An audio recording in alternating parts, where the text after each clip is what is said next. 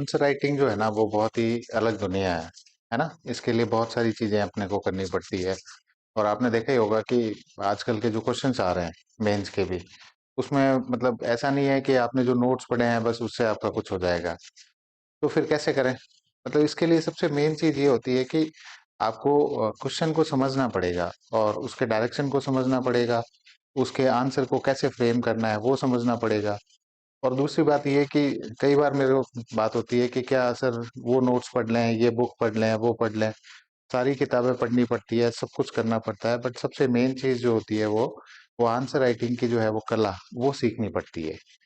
वो जब तक हम नहीं सीखेंगे हम आंसर नहीं बना सकते।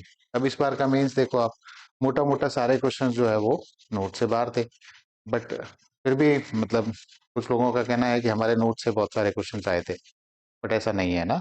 सारे क्वेश्चंस मोटे मोटे सब बाहर से ही थे। उनको कैसे फ्रेम करना है, किस तरीके से उनको आंसर्स लिखने हैं, यही तो चीजें सीखनी है ना। और अपन यही कर रहे हैं। तो मोटा मोटा आप समझो बात को कि अ, होता क्या है कि स्टूडेंट जो होता है कि वो जब प्रीलिम्स का एग्जाम चल रहा होता है तब वो प्री की तरफ भागता है, फिर मेंस आता है तब वो मेंस की तरफ भागता है।